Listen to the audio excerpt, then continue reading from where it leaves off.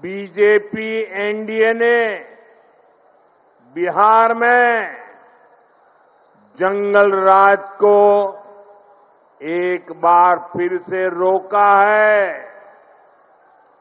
अब पश्चिम बंगाल भी टीएमसी के महाजंगल राज को विदा करने के लिए तैयार है।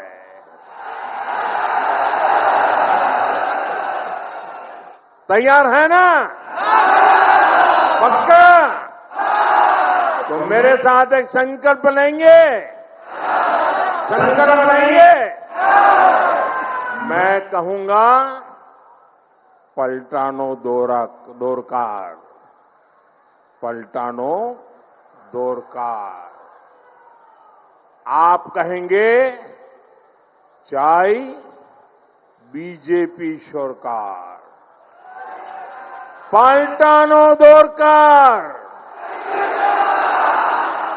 पलटानो दोरकार, पलटानो दोरकार, पलटानो दोरकार, पलटानो दोरकार। साथियों, मैं आज ऐसे समय में सिंगूर आया हूं जब देश ने वंदे मातरम के 150 वर्ष पूरे होने का उत्सव मनाया है। इस काम पर ब्रेक लगा हुआ है। हम बंगाल की टीएमसी सरकार को बार बार चिट्ठी लिखते हैं। मुख्यमंत्री जी चिट्ठी नहीं पढ़ती है, लेकिन अफसरों को तो पढ़ने दो। लेकिन टीएमसी सरकार यहां के मछुआरों के रजिस्ट्रेशन में बिल्कुल सहयोग नहीं कर रही है। इससे बंगाल के मछुआरों को पीएम मत्स्य संपदा योजना जैसी केंद्र की स्कीम का फायदा नहीं मिल पा रहा है। आज भी बंगाल में आधी आबादी ऐसी है जिनके यहां नल से जल नहीं आता। अगर त्रिपुरा में बीजेपी ना आती तो वहां आज भी वैसा ही हाल होता। बंगाल में बीजेपी आएगी तो यहां हाल बदलेगा। हमारी माताओं बहनों को, हमारी बेटियों को पानी लाने के लिए कितनी परेशानी होती है। भाजपा सरकार इस परेशानी से आपको मुक्ति दिलाकर रहेगी और ये मोदी की गारंटी है।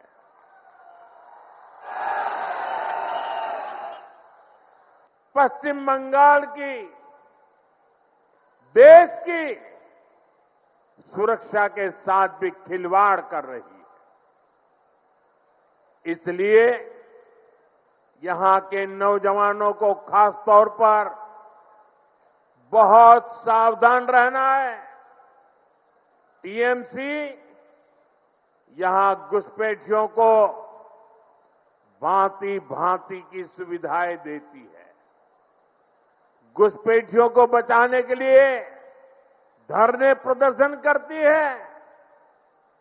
आप याद रखिए, टीएमसी को घुसपैठिए इसलिए पसंद है क्योंकि वो इनके पक्के वोट बैंक है।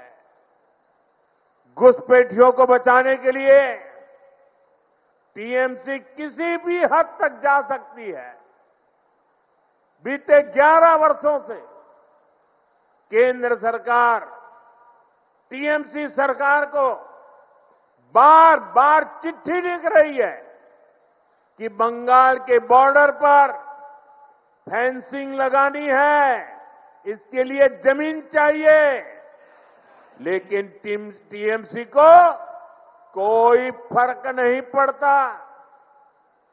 टीएमसी ऐसे गिरोहों को संरक्षण देती है जो घुसपैठियों को सुरक्षा देते हैं, उनके लिए फर्जी डॉक्यूमेंट बनाते हैं।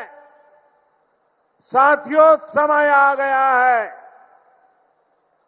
जब घुसपैठ को भी पूरी तरह रोकना होगा। और जो लोग बीते दशकों में फर्जी कागज बनाकर यहां घुल मिल गए हैं, उनकी पहचान करके उन्हें उनके देश वापस भी भेजना होगा।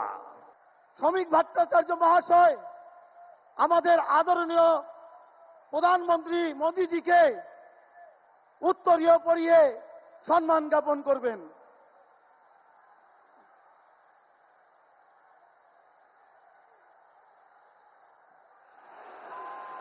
সঙ্গে দেবেন আমাদের পণ্ডিত বিদ্যাসাগরের মূর্তি দেবেন একটি। ভারত মাতা কি, ভারত মাতা কি। এখন আমাদের পশ্চিমবঙ্গ প্রদেশের আমাদের এলওপি বিরোধী দলনেতা সম্মানীয় শুভেন্দু অধিকারী মহাশয় মোদিজিকে উত্তরীয় পরিয়ে সম্মান জ্ঞাপন করবেন। ভারত মাতা কি, ভারত মাতা কি।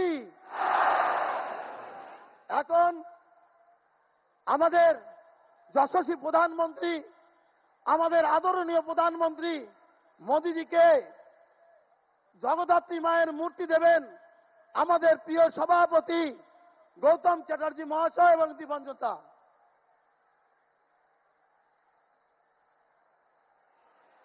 ভারত মাতা কি, ভারত মাতা কি। এবারে সিঙ্গুর হাসছে, সিঙ্গুর হাসছে। মোদিজির অপেক্ষায় সিঙ্গুর ছিল, আজকে মোদিজির পা পড়েছে, সিঙ্গুর হাসতে শুরু করেছে। তাই এখন আপনাদের সামনে বক্তব্য রাখবেন আমাদের সম্মানীয় বিরোধী দলনেতা, যাকে স্বপ্ন দেখে মমতা ব্যানার্জি, ঘুম থেকে আতঙ্কে কেঁপে ওঠে সেই মমতা ব্যানার্জি, যার ভয়ে কাঁপে সর্বত্র সেই আমাদের বিরোধী দলনেতা সম্মানীয় শুভেন্দু অধিকারীকে মহাশয় আজকে বক্তব্য রাখবেন আপনাদের সামনে। भारत माता की, भारत माता की। আজকে আমরা যার বক্তব্য শুনতে এসেছি, বিশ্বের সর্বশ্রেষ্ঠ জনপ্রিয় নেতা, 140 কোটি ভারতবাসীর আস্থার প্রতীক যশস্বী প্রধানমন্ত্রী নরেন্দ্র মোদীজি। সম্মানিত মঞ্চ, আমি বাঙালি হিন্দুদের হোমল্যান্ড যিনি দিয়েছেন 1947-এর 20 জুন ডক্টর শ্যামাপ্রসাদ মুখার্জির পৈতৃক ভূমি এই হুগলি জেলা। এই হুগলি জেলার কাছেই মহাদেব, বাবা তারকেশ্বর ধাম এবং জগদ্ধাত্রী মায়ের পুজোর বিখ্যাত হুগলি জেলায় আমি মাননীয় প্রধানমন্ত্রীকে স্বাগত জানাই। আজকে আমরা বেশি বলবো না, উনার কথাই শুনব। ভারতবর্ষের সুসন্তান প্রয়াত রতন টাটাজি এখানে যখন কারখানাটা জোর করে তুলে দেওয়া হলো, সেদিন বলেছিলেন আমি ব্যাড এমকে ছেড়ে গুড এমের কাছে চলে গেলাম। সেই দিন গুজরাটের মুখ্যমন্ত্রী ছিলেন আজকের আমাদের লোকপ্রিয় প্রধানমন্ত্রী। অর্থাৎ আমরা সবাই আজকে গুড এমের বক্তব্যই শুনব। আমি কথা আর বাড়াতে চাই না। আমাদের সকলের নেতার নাম কি? আমাদের সকলের নেতার নাম কি? আমাদের প্রতীক কি? তাহলে আজকে আমরা জয়ের লক্ষ্য, পরিবর্তনের সংকল্প নিয়ে বাড়ি ফিরে যাব। হর হর হর হর হর হর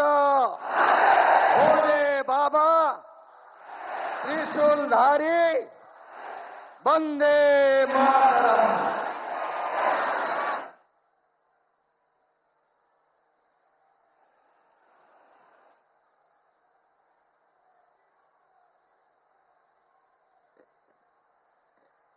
ধন্যবাদ সম্মানীয় বিরোধী দলনেতা শুভেন্দু অধিকারীকে। এখন আপনাদের সামনে বক্তব্য রাখবেন সুবক্তা, পশ্চিমবঙ্গে এই মুহূর্তে বক্তার যার ভুল জড়িয়ে আপনারা শোনেন সর্বত্র, যাকে আপনারা পাথেয় করেন বক্তব্যের জন্য, আমাদের সেই সম্মানীয় রাজ্যসভার সাংসদ, সম্মানীয় রাজ্য সভাপতি শ্রমিক ভট্টাচার্য মহাশয় এখন বক্তব্য দিতে আসবেন।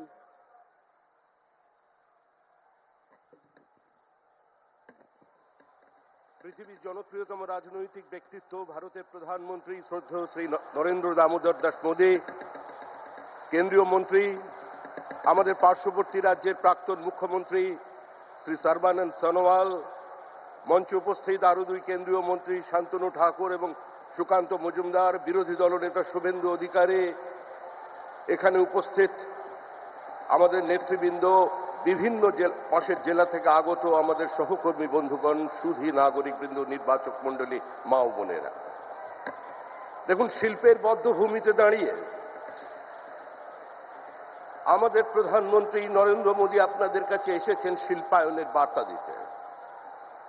পশ্চিমবঙ্গে নতুন বিনিয়োগ চাই, কৃষি শিল্পের সহাবস্থান চাই, নতুন শিল্পে কৃষকের অংশদারিত্ব চাই, এই স্লোগান নিয়ে আমরা আপনাদের কাছে এসেছি। প্রয়াত রতন টাটা বলেছিলেন, আমার মাথার উপর বন্দুক রেখে কেউ কোনো কাজ করাতে পারবে না। আসলে আমাদের যিনি মুখ্যমন্ত্রী বা তৃণমূল কংগ্রেস, রতন টাটার মাথায় শুধু বন্দুক রাখেননি, গোটা পশ্চিমবঙ্গ তথা ভারতবর্ষের শিল্প ব্যবস্থার মাথার উপরে বন্দুক রেখে দিয়েছিলেন। আজকে আমরা এই ব্যবস্থার পরিবর্তন করতে এসেছি। আমাদের সমুদ্র আছে, আমাদের নদী আছে, আমাদের মেধা আছে, আমাদের টাকা আছে, আমাদের সিঙ্গুরের এই জমি আছে। এখানে কৃষক জমি ফেরত পেয়েছে, কিন্তু জমি তার ফসল ফেরত পায়নি। মুখ্যমন্ত্রী সর্ষের বীজ ছড়িয়ে গিয়েছিলেন, কিন্তু এখানকার মানুষ সর্ষে ফুল দেখেছেন। তাই হুগলির মানুষ, রাজা রামমোহন রায়ের জেলার মানুষ শিল্পায়ন চান, বিকাশ চান, যে কোনো মূল্যে পশ্চিমবঙ্গের কর্মসংস্থানের শ্রীবৃদ্ধি চান, পশ্চিমবঙ্গের আর্থ সামাজিক উত্তরণ চান। ভারী শিল্পের প্রয়োজনীয়তা আছে, না হলে বেলিলিয়াস রোড, বেনারস রোডের পুনরুজ্জীবন সম্ভব নয়। হুগলি জেলায়, হাওড়া জেলায় নতুন করে শিল্পের সম্ভাবনা তৈরি করা সম্ভব নয়। তাই আবার বলছি, আজকের এই শিল্পের বদ্ধভূমি সিঙ্গুরে দাঁড়িয়ে দেশের প্রধানমন্ত্রী, যার নাম আর উন্নয়ন সমার্থক শব্দ, যিনি ওই রতন টাটার কথায় ব্যানানা রিপাবলিক থেকে ভারতবর্ষকে চতুর্থ অর্থ ব্যবস্থায় পৌঁছে দিয়েছেন, আজকে তিনি এসেছেন আপনাদের কাছে তার বার্তা দিতে। ধন্যবাদ। বন্দে মাতরম।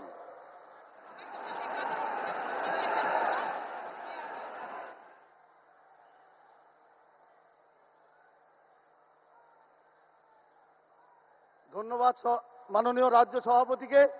আমরা সবাই একবার হাত তুলে মোদিজিকে স্বাগতম। মোদিজি স্বাগতম, মোদিজি স্বাগতম। এখন বক্তব্য দিতে আসছেন, আমরা যার জন্য অধিক আগ্রহে আমরা এখানে অপেক্ষা করেছি, সেই সম্মানীয় মোদিজি এখন আপনাদের সামনে ভাষণ দিচ্ছেন।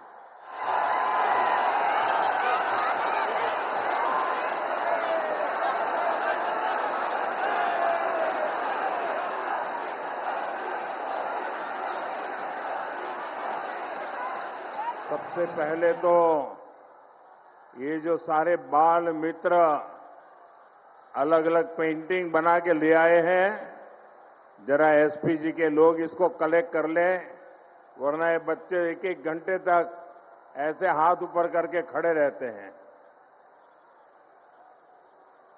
बहुत बढ़िया चित्र बनाए हैं आप लोगों ने, मैं आप सबका बहुत आभारी हूं। Thank you. और अगर आपने पीछे अपना आता पता लिखा होगा तो मैं आपको धन्यवाद का पत्र जरूर भेजूंगा।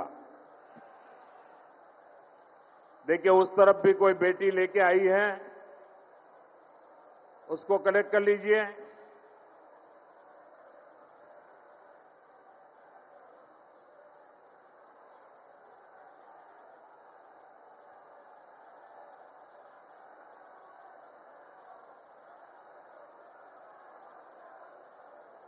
उस तरफ भी वो एक बेटी लेके आई है।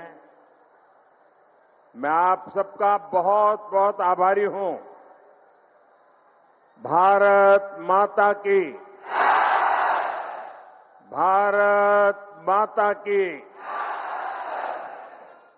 जय श्री राम कृष्णोदेव, जय मां शारदा। সিঙ্গুরের এই পবিত্র ভূমিকে আমার প্রণাম।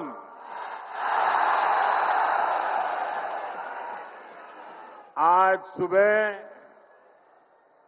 मैं मां कामाख्या की धरती पर था और अब यहां बाबा तारकेश्वर की धरती पर आप जनता जनार्दन के दर्शन करने के लिए आया हूं। साथियों, सिंगूर का ये जन सैलाब, आप सभी का ये जोश,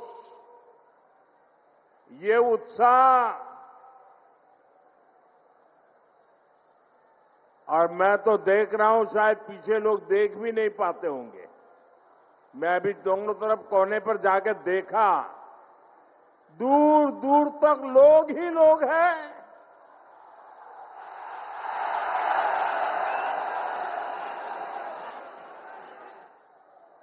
ये उत्साह, ये जोश पश्चिम बंगाल की नई कहानी बता रहा है।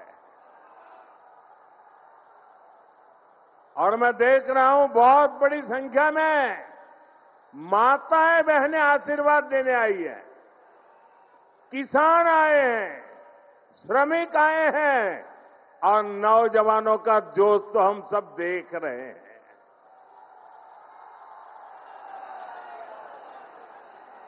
सभी एक ही भाव से, एक ही आस लेकर के आए हैं कि हमें असली परिवर्तन चाहिए। हर कोई 15 वर्ष के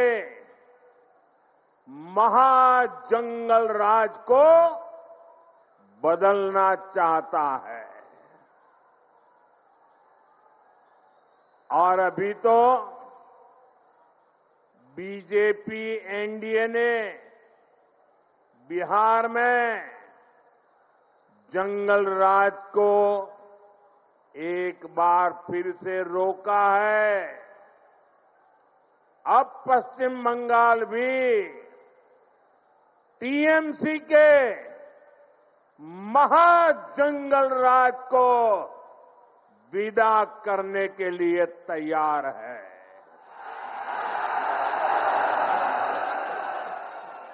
तैयार है ना? पक्का? तो मेरे साथ एक संकल्प लेंगे। संकल्प लेंगे। मैं कहूंगा, पलटानो दोरकार, पलटानो दोरकार। आप कहेंगे चाय बीजेपी सरकार। पलटानो दोरकार, पलटानो दोरकार, पलटानो दोरकार, पलटानो दोरकार, पलटानो दोरकार। साथियों, मैं आज ऐसे समय में सिंगूर आया हूं जब देश ने वंदे मातरम के 150 वर्ष पूरे होने का उत्सव मनाया है। संसद में भी विशेष चर्चा करके वंदे मातरम का गौरव गान किया है।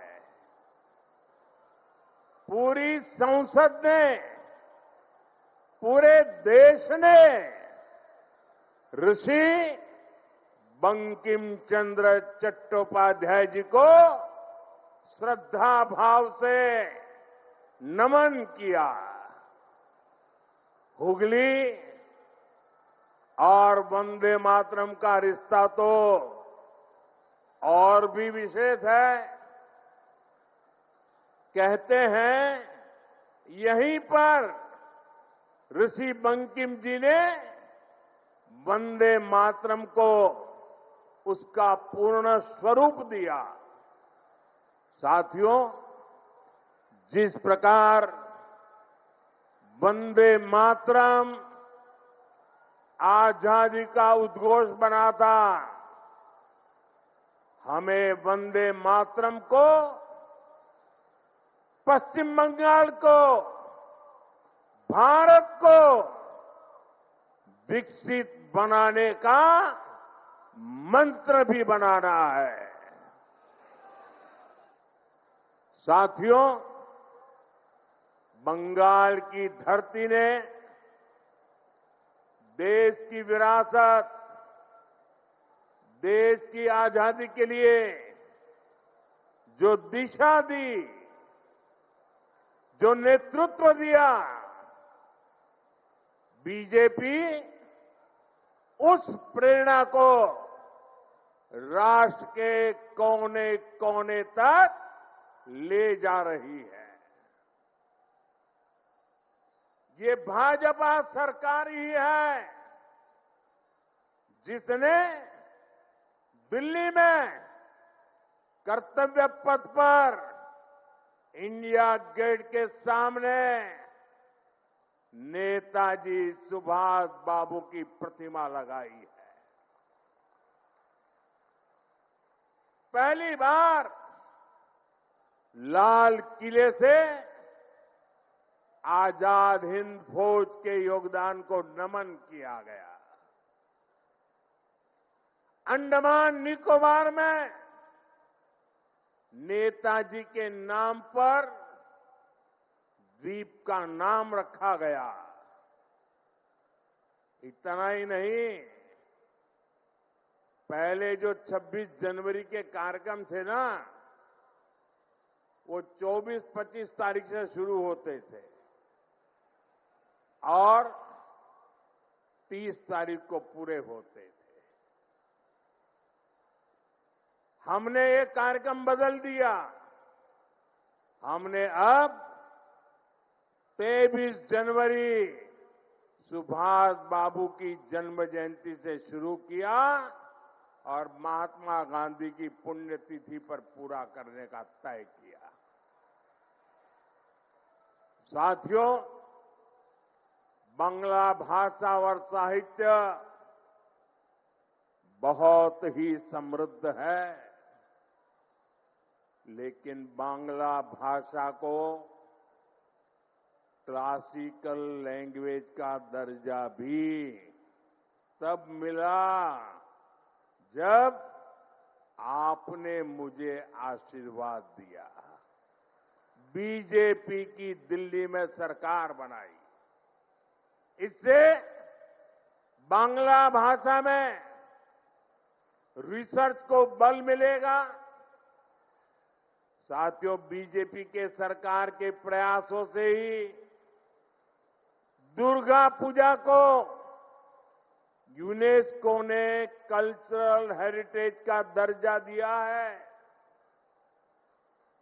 ये टीएमसी वाले दिल्ली में सोनिया जी की सरकार में भागीदार थे, क्या तब ये सब काम नहीं करा सकते थे क्या? क्यों नहीं किए? ये मोदी है जिसको बंगाल के लिए इतना प्यार है, समर्पण है, तब होता है। हमारी सरकार के प्रयासों से ही गुरुदेव रविन्द्रनाथ टैगोर के शांति निकेतन को विश्व धरोहर का दर्जा मिला है। ईश्वर चंद्र विद्यासागर, राजा राम मोहन राय और स्वामी विवेकानंद, इन महापुरुषों की जन्म जयंतियों से जुड़े अहम पड़ावों को नेशनल लेवल पर मनाने का सौभाग्य भी हमारी सरकार को ही मिला है।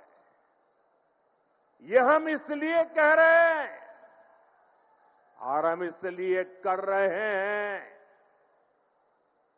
क्योंकि बीजेपी विकास और विरासत दोनों को महत्व देती है। विकास और विरासत के इसी मॉडल पर चलते हुए बीजेपी पश्चिम बंगाल के विकास को भी गति देगी। साथियों, पश्चिम बंगाल का सामर्थ्य बहुत बड़ा है। यहां बड़ी बड़ी नदियां हैं, बहुत बड़ी कोस्टलाइन है, यहां उपजाऊ जमीन है।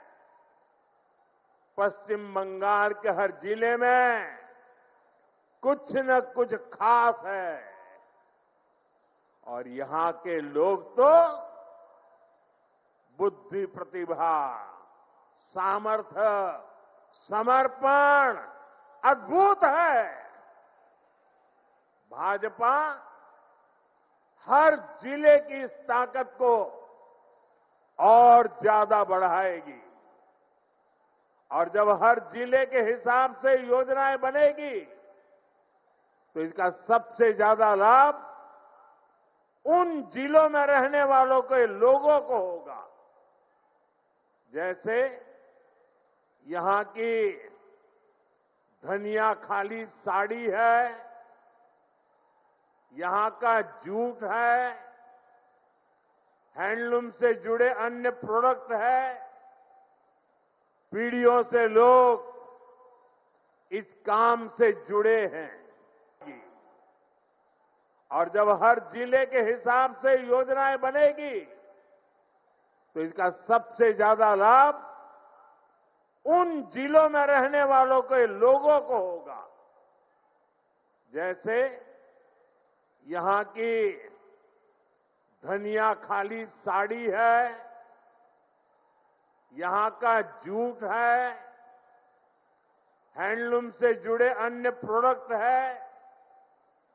पीढ़ियों से लोग इस काम से जुड़े हैं। BJP one district one product scheme के तहत हर जिले के ऐसे प्रोडक्ट को प्रोत्साहन देगी। भाजपा सरकार बनाते ही प्लास्टिक को लेकर ठोस नीति बनाएगी और जूट की पैकेजिंग को और बढ़ावा देगी। इससे यहां के जूट उद्योग को और बल मिलेगा। साथियों, हुगली में बहुत बड़ी मात्रा में आलू और प्याज की खेती होती है। अन्य सब्जियां भी उगाई जाती है। दुनिया में फ्रेश सब्जियों की बहुत बड़ी डिमांड है। साथ ही पैकेज सब्जियां के लिए भी दुनिया में बहुत बड़ा मार्केट है। मेरा तो सपना है कि दुनिया भर के बाजारों में भारत के किसानों, भारत के पशुपालकों और भारत के मछुआरों के उत्पाद दुनिया में धूम मचाए। दोस्तों, दुनिया में धूम मचाए। इसलिए देश भर में फूड प्रोसेसिंग फैसिलिटी और कोल्ड स्टोरेज चेन बनाने पर बहुत काम हो रहा है। यहां बनने वाली भाजपा सरकार इस काम को भी तेज गति से आगे बढ़ाएगी और ये मोदी की गारंटी है। साथियों, मेरा निरंतर प्रयास रहता है कि बंगाल के नौजवानों, बंगाल के किसानों, बंगाल की माताओं बहनों की हर संभव सेवा करूं। लेकिन यहां की टीएमसी सरकार केंद्र सरकार की योजनाओं को आप तक ठीक से पहुंचने ही नहीं देती। अरे भाई, अगर इनको मोदी से परेशानी है, ये तो मैं समझ सकता हूं। इनको बीजेपी से दुश्मनी है, ये भी समझ में आता है। लेकिन टीएमसी तो बंगाल के लोगों से अपनी दुश्मनी निकाल रही है। टीएमसी यहां के नौजवानों, यहां की माताओं बहनों, यहां के किसानों से दुश्मनी ठाने हुए हैं। साथियों, बंगाल के मछुआरों से टीएमसी कैसे अपनी दुश्मनी निकाल रही है, इसका मैं आपको एक उदाहरण देता हूं। बंगाल में लाखों परिवार मछली के काम से जुड़े हुए हैं। यहां से अभी जितनी मछली एक्सपोर्ट होती है, उससे कहीं अधिक संभावनाएं बंगाल में है। बंगाल के फिशरमैन में वो ताकत है। इसके लिए जरूरी है कि मेरे मछुआरे भाई बहनों को मदद मिले, मेरे मछुआरे भाई बहनों को बेहतर टेक्नोलॉजी मिले। इसी सोच के साथ देश भर के मछुआरों की मदद के लिए केंद्र सरकार ने एक डिजिटल प्लेटफॉर्म बनाया। इस डिजिटल प्लेटफॉर्म पर देश भर की राज्य सरकारें अपने यहां के मछुआरों के नाम रजिस्टर करवा रही है। लेकिन बंगाल में इस काम पर ब्रेक लगा हुआ है।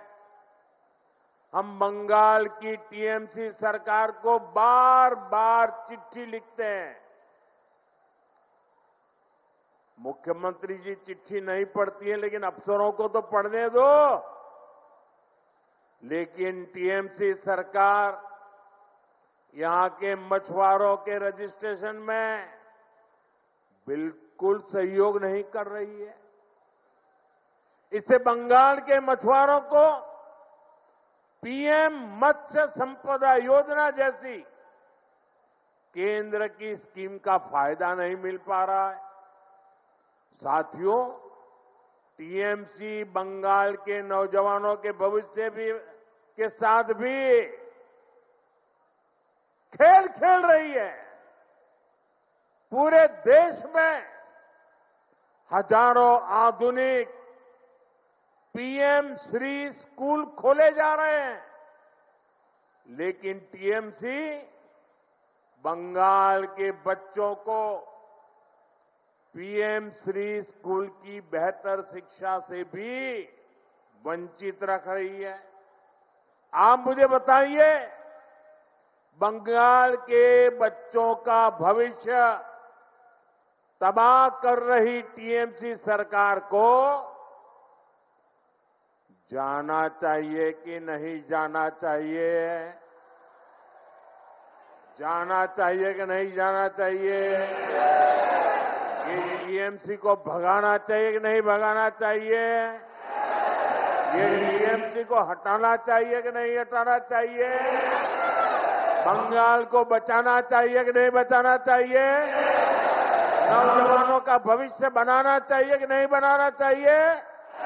माताओं बहनों को सुरक्षा देनी चाहिए कि नहीं देनी चाहिए? क्या ऐसी टीएमसी सरकार को,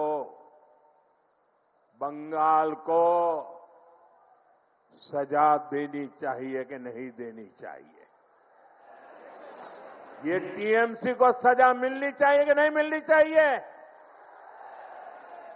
साथियों, देश में जो भी सरकारें विकास को रोकती हैं, गरीब कल्याण के काम में रुकावट डालती है, देश का मतदाता अब जान चुका है, देश का मतदाता जाग चुका है।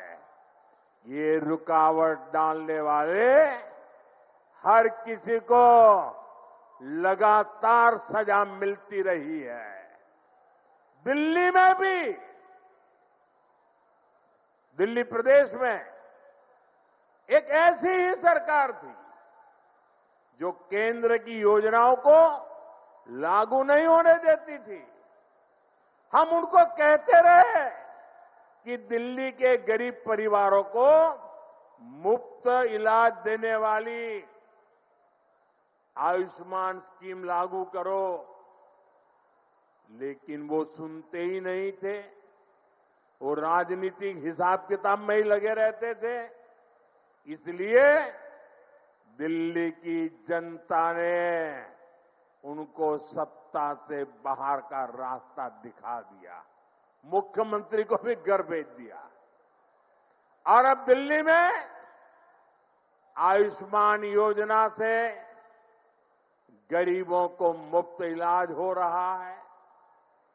साथियों, बंगाल की जनता ठान चुकी है, यहां के लोग टीएमसी की निर्मम सरकार को सबक सिखाने वाले हैं, ताकि यहां भी बीजेपी सरकार बने और आयुष्मान भारत योजना बंगाल में भी लागू हो, गरीबों को मुफ्त इलाज मिले। साथियों, बंगाल में भाजपा की डबल इंजन सरकार बननी बहुत जरूरी है। जहां भी भाजपा की डबल इंजन सरकार है, वहां केंद्र सरकार की योजनाओं के तहत बहुत शानदार काम हो रहा है। मैं आपको हर घर नल से जल की बात बताता हूं। देश के गांव-गांव में हर घर तक पाइप से जल पहुंचे, इसके लिए केंद्र की बीजेपी सरकार ये अभियान चला रही है। अब जैसे त्रिपुरा है, वहां पहले की सरकार के समय 100 में से सिर्फ 4 घरों में ही नल से जल आता था। जब लेपवालों की सरकार थी ना त्रिपुरा में, आपके पड़ोस में, 100 घर में से सिर्फ 4 घर में। लेकिन बीजेपी की डबल इंजन सरकार के कारण आज वहां 100 में से 85 घरों में नल से जल आने लगा है। ये आंकड़ा आपको याद रहेगा? ये आंकड़ा आपको याद रहेगा? आप जरा बताएं, मैं ना दोबारा बताऊं मैं। जब ये लेपपालों की सरकार थी, तब 100 में से 4 घरों में नल से जल आता था। आज 85 घरों में, 85 घरों में पानी पहुंचता है। साथियों, आज भी बंगाल में आधी आबादी ऐसी है जिनके यहां नल से जल नहीं आता।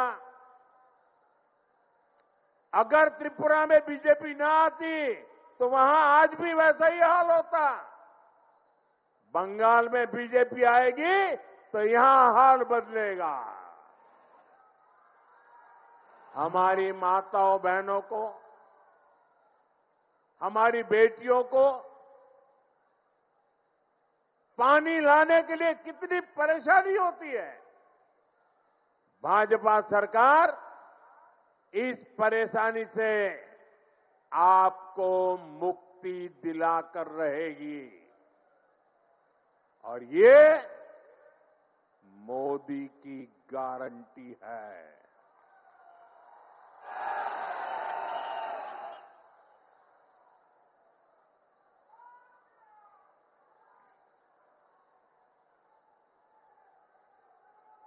साथियों, बंगाल से टीएमसी के महाजंगल राज का जाना और बीजेपी के सुशासन का आना, ये बहुत जरूरी है। इसके लिए ईश्वर चंद्र विद्यासागर जी के बताए रास्ते पर चलना होगा। उन्होंने नारी शक्ति और युवा शक्ति को परिवर्तन का माध्यम बनाया था। अब बंगाल की बहनों बेटियों को, यहां के नौजवानों को अपनी आवाज बुलंद करनी होगी। टीएमसी के राज में बेटियां भी सुरक्षित नहीं है और शिक्षा व्यवस्था भी, यहां की शिक्षा व्यवस्था भी माफिया और भ्रष्टाचारियों के कब्जे में है। इसलिए मैं पश्चिम बंगाल की माताओं बहनों से भी एक आग्रह करना चाहता हूं। आपके बेटे बेटियों को तब तक अच्छी शिक्षा और अच्छी नौकरी नहीं मिलेगी जब तक यहां टीएमसी के पास सत्ता की ताकत रहेगी। इसलिए आपको आने वाले विधानसभा चुनाव में भाजपा को वोट देना है। भाजपा को आपका एक वोट पक्का करेगा कि हां, कॉलेजों में बलात्कार, रेप और हिंसा की घटनाओं पर लगाम लगे। भाजपा को आपका एक वोट पक्का करेगा कि बंगाल में फिर से संदेश खाली जैसी घटना न हो। भाजपा को आपका एक वोट इस बात को पक्का करेगा कि फिर से बंगाल में हजारों शिक्षक अपनी नौकरी नहीं खोए। साथियों, टीएमसी को सबक सिखाना बहुत जरूरी है। यहां छोटे से छोटा टीएमसी का नेता खुद को बंगाल का माई बाप समझने लगा है।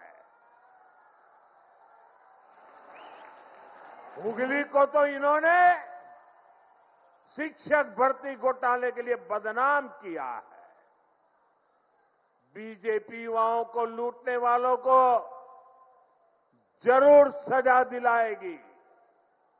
साथियों, आपको एक और बात याद रखनी है। बंगाल में उद्योग तभी लगेंगे निवेश तभी आएगा जब यहां कानून व्यवस्था बेहतर होगी। लेकिन बंगाल में दंगाइयों को लूटने वालों को, माफियाओं को खुली छूट मिली हुई है। आपको भी पता है कि यहां हर चीज पर सिंडिकेट टैक्स लगाया जाता है। इस सिंडिकेट टैक्स को, इस माफियावाद को भाजपा सरकार ही खत्म करेगी और ये भी मोदी की गारंटी है। साथियों, टीएमसी सरकार पश्चिम बंगाल की, देश की सुरक्षा के साथ भी खिलवाड़ कर रही है। इसलिए यहां के नौजवानों को खास तौर पर बहुत सावधान रहना है। टीएमसी यहां घुसपैठियों को भांति भांति की सुविधाएं देती है। घुसपैठियों को बचाने के लिए धरने प्रदर्शन करती है। आप याद रखिए, टीएमसी को घुसपैठिए इसलिए पसंद है क्योंकि वो इनके पक्के वोट बैंक है। घुसपैठियों को बचाने के लिए टीएमसी किसी भी हद तक जा सकती है। बीते 11 वर्षों से केंद्र सरकार टीएमसी सरकार को बार बार चिट्ठी लिख रही है कि बंगाल के बॉर्डर पर फेंसिंग लगानी है, इसके लिए जमीन चाहिए। लेकिन टीएमसी को कोई फर्क नहीं पड़ता। टीएमसी ऐसे गिरोहों को संरक्षण देती है जो घुसपैठियों को सुरक्षा देते हैं, उनके लिए फर्जी डॉक्यूमेंट बनाते हैं। साथियों, समय आ गया है जब घुसपैठ को भी पूरी तरह रोकना होगा। और जो लोग बीते दशकों में फर्जी कागज बनाकर यहां घुल मिल गए हैं, उनकी पहचान करके उन्हें उनके देश वापस भी भेजना होगा। ये काम कौन कर सकता है?